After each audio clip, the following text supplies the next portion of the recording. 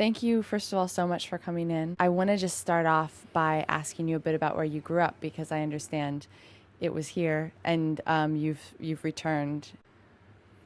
Well, I was born here, and I grew up in this part of the city, probably 4 blocks from here.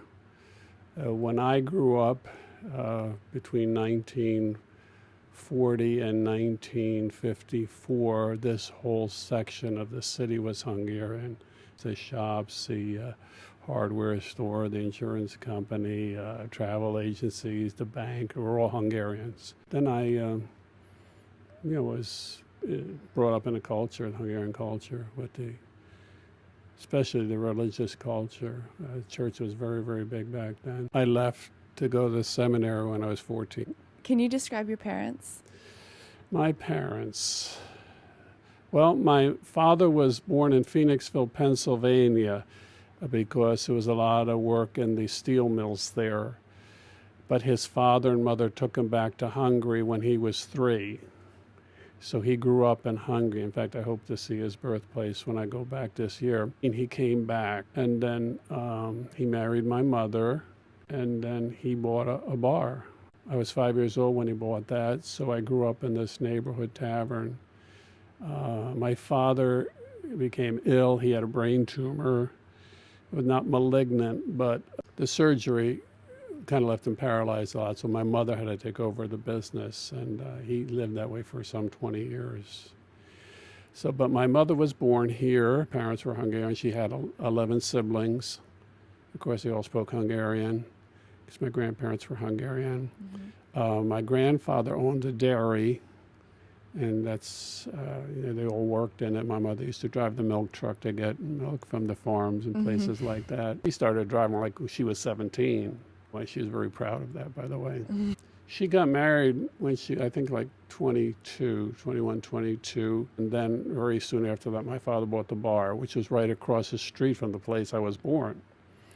And a lot of Hungarian patrons in the bar. Mm-hmm. It was a hangout. My mother had to take that over and raise 4 sons. I had three brothers. She had a tough life, but she did very, very well. And behind the bar, we had a little hall where we would cater, and we had Hungarian ladies cook. The menu was always the same. Mm-hmm. We had chicken soup, homemade chicken soup. We had, Hungarians call it uborka, shalata, cucumber salad. We had stuffed cabbage, which the ladies made. We had roast stuffed chicken, and we had paprikash, potatoes. Can you talk a bit about what it was like to move into the seminary? What surprised you about that? Well, you got to understand our background, first of all. We're very religious people. Mm-hmm. We were constantly in church. I was an altar server since I was 6. And and we were very close to the church, so if someone needed to serve, they would call us. So I was there constantly. And I had a great mind for religious trivia. And the pastor would give these little talks after Mass on Fridays, and I remember everything he said. So when he would ask questions, I knew the answers. And one day, I guess I may have been 14 or the late 13, he said, "You should go to seminary, you're good in religion." Next thing I knew, I was being shipped off to Cincinnati to the seminary. But it was a very prestigious thing, so I didn't object. And I was never going to do anything else. You were talking about the population being so Hungarian that the kids actually speak Hungarian, which is kind of remarkable. Do you think that it's important to keep that culture alive here? And absolutely. Why? Absolutely, because the Hungarian spirit is indefatigable. It cannot be extinguished. It's hard to explain. Some people kind of think they're clannish. They don't really exclude other people, but if you're Hungarian, you're one of the in people. And we have at least, we have 7 or 8 Hungarian entities. We have the Hungarian Reformed Church. We have St. Ladislaus Church, my church. We have the Hungarian Scouts. We have the Hungarian school, Saturday school has 100 kids. They come from all over. We have what they call the Pizzi Mutzi, the little bears. That's for toddlers. They learn to sing and dance. We have this place, the Hungarian Cultural Center here. They're all within 3 blocks. So I don't think there's anything in the country like this anywhere.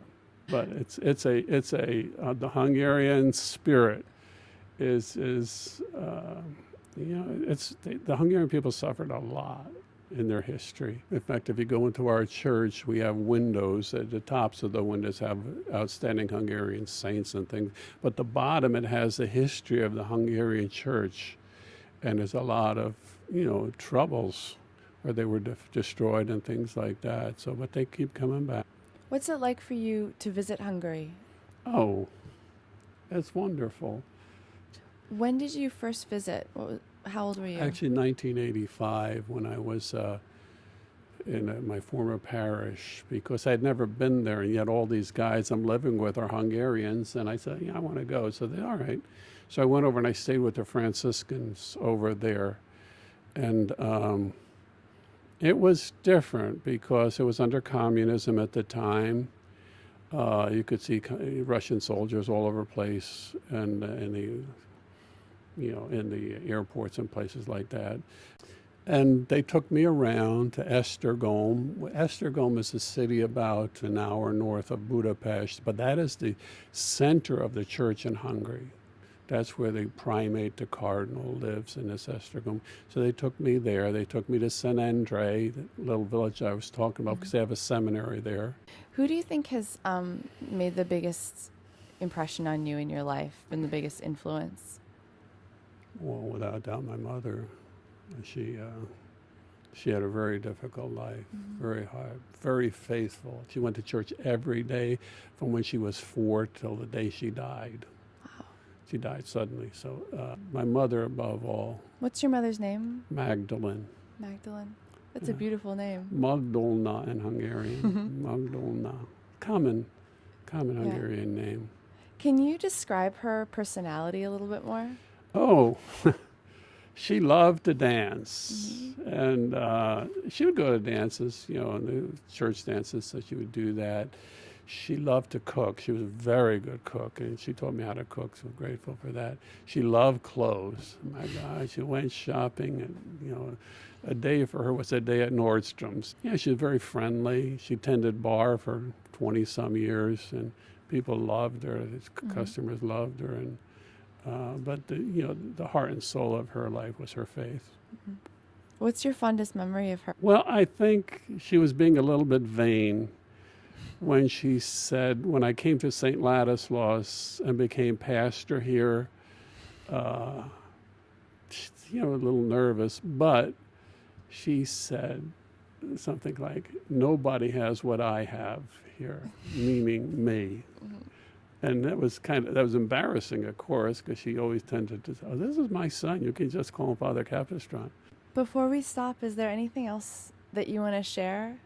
I mean, either about her or really anything. Just that coming back to St. Ladislaus, I didn't want to come. I didn't want to leave my former parish because it's such a wonderful, dynamic parish. And but they decided I was there long enough, 16 years, and I came here. They're afraid people would not accept me, but that never, ever happened. And now they just, they really, really appreciate me and love me. And I made a real effort to be able to do masses and weddings and baptisms in Hungarian, and I do them. I'm laid back. I'm not the boss. Any priest who says he's the boss should be fired, because he's not. It's their parish. Although this is my parish, actually, because this is where I was born and grew up. But I would never. I let the people take care of it, and they're very good people. So that's it. Great. Well, thank you so much. Okay.